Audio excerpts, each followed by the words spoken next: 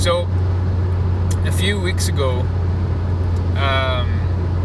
me and the brothers and sisters were talking about how, we would love to see, like John MacArthur or somebody like that. Paul Washer or any of these big pastors. Any of these big, typical Sunday pastors who are like multi-millionaires. You know the sort. We would love to see some of these guys attempt to explain Ezekiel 2, 3, and 33. And so, after we were talking about it, I was like, I'm actually going to have a search for this and see if it exists. And I go ahead and I search for it. And you be my guest. If you can find a video of some of these big pastors explaining Ezekiel 2, 3, and 33, then, please post it in the comments. But I couldn't see a single one. And that's really, really alarming. Okay, that should tell you everything that you need to know about the state of the apostate church. Because I don't think people realize how important those chapters are. And the reason why they're so important is because Yeshua, your Messiah, he told you that if you do not watch, then the day of the Lord will come upon you like a thief in the night. 1 Thessalonians 5, Paul says the same thing. It's all over the New Testament. Truly, it's all over the New Testament. These guys knew exactly what it meant to watch. So why don't your pastors? Why doesn't John MacArthur know what it means to watch? Or does he know what it means to watch and he just won't tell you because he's a Jeremiah 23 wolf that cares more about feeding his own belly than he does feeding the flock?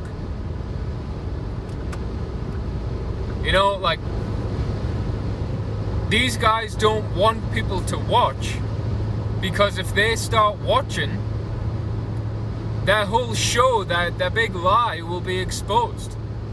And then they won't be multimillionaires anymore. That's why they won't teach you what it means to watch. They are of their father the devil, who was a liar from the beginning. Okay? You have to know what it means to watch. And in fact, not only do you have to know what it means, you have to be doing it.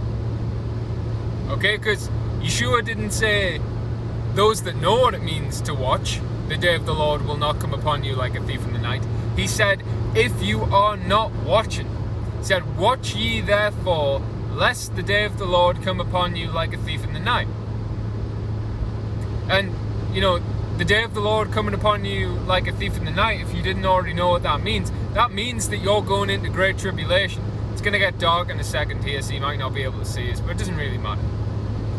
Okay, so if you are not watching, the day of the Lord will come upon you like a thief in the night. So I might as well explain to you what it means to watch. Okay, I've explained it in so many other videos, but I can just go over it again. So Ezekiel 2 and 3, it's this calling to the watchman. And in those chapters, it basically says that God's going to raise up these watchmen, and it's their job to go into the lost sheep of the house of Israel, and you are to warn them of their wicked sins, that they are just relishing it. They live in this sin. They are sottish, hard-hearted, rebellious children who do not have the love of God in them. So these watchmen have to go into these people, and they have to warn them that the judgment of God is coming, and that unless they repent, they're going to be destroyed. That's what the watchmen are called to do. This is what Yeshua is commanding us to do. So why aren't the church doing it? Because they are the people who the watchmen go and warn. Broad is the way that leads to destruction, and many will walk on that path. Many, like 2.8 billion Christians in the world. Narrow is the path that leads to life, and few there be that find it. So not only is it a narrow path, few find it. Okay? So, if you're a Christian and you're seeing this straightasthegate.net popping up all over your TikTok, you might even have some of my brothers going into your churches and, publicly rebuking your pastor. If you see that, you just remember what I just said, that many walk on the broad path that leads to destruction, but few walk on the narrow path that leads to life. Okay, so when you're sitting in your church with hundreds, maybe even thousands of people in attendance, and then you have one or two guys coming in telling you that you need to keep the 10 Commandments or you're going to be destroyed, that is prophecy playing out. That is prophecy playing out. Okay, because in Deuteronomy 18, Moses prophesied of Yeshua the Messiah, and he told us that he was going to come and teach us everything that Israel desired at Horeb. And what Israel desired at Horeb was the 10 Commandments. It was the life-giving waters. The life-giving waters came out of the rock at Horeb, and then Israel made a verbal agreement to the Holy Covenant. Okay, so God made a physical display of this spiritual agreement that they had come to, in which the people were thirsty. Blessed are they who hunger and thirst after what? Righteousness. Okay, so the people were thirsty. Think spiritually. Yes, they were physically thirsty, but think spiritually. What does it mean that they were thirsty?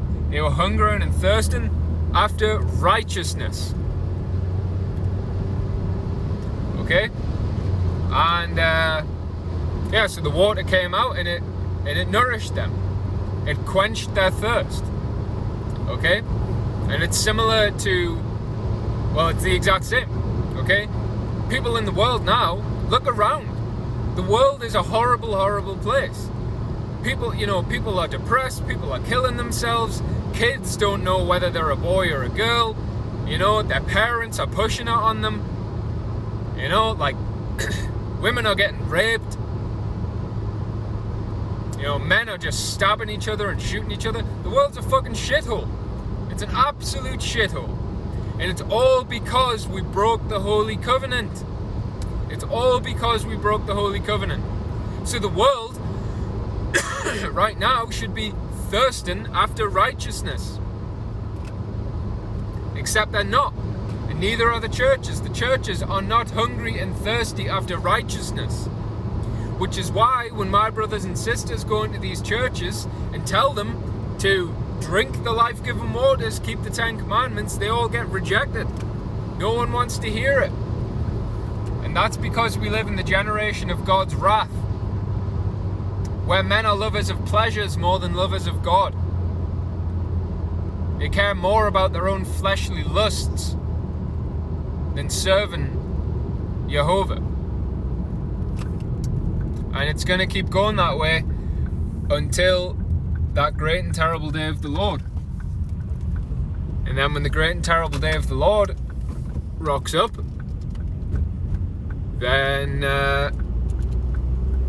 you will know that a prophet had been in your midst.